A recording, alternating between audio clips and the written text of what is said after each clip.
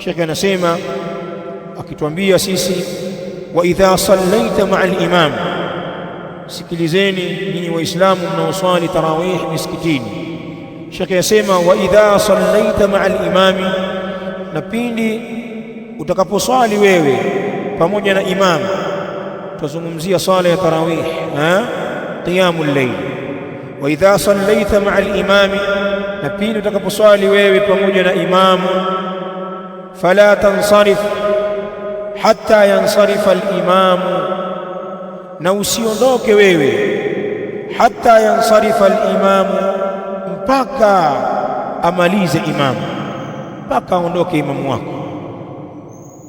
Usiswali ukaondoka hali ya kuwa imamu bado anaendelea na swala. Hapana, swali na imamu wako kutoka umeanza mpaka umalize naye. Pana watu uswali tarawih, akifikia rakaa fulani anasema mimi naondoka bwana, hasa kwenye witri. Ikifikia wakati wa witri anaacha kuswali witri, anaondoka zake. Kwa nini? Nataka niamke usiku, kwa hivyo nikiswali witri hapa itakuwa nimefunga tayari. Sasa wacha niachie bomba liko wazi, ili nikiamka kwa baadaye nimwagike mwenyewe na matahajudi yangu.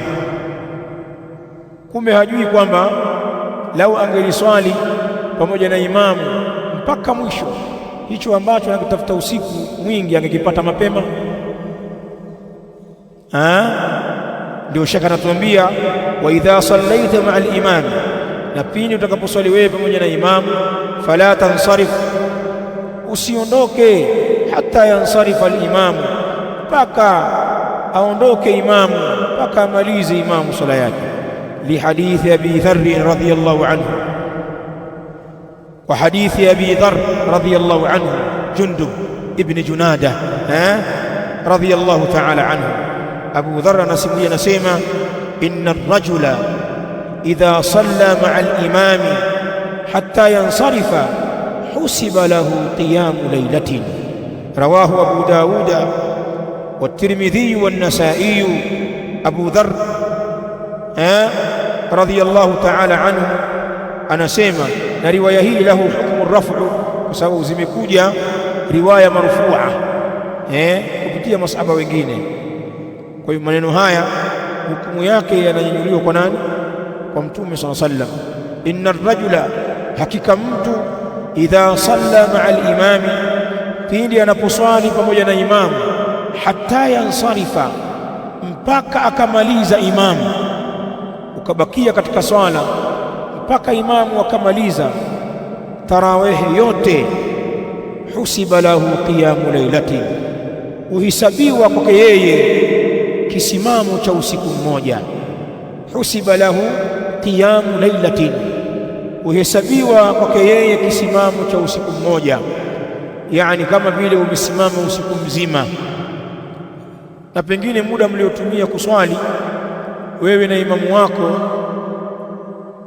haufikii masaa ya usiku mzima, labda pengine mmeswali masaa matatu na nusu, mmekwenda sana masaa 4 kwa ile misikiti yenye kisimamo kirefu.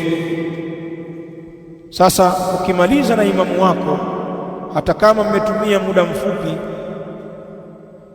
unahesabika umesimama usiku mzima. Fadhila hiyo ya kuswali jamaa na imamu mpaka akamaliza.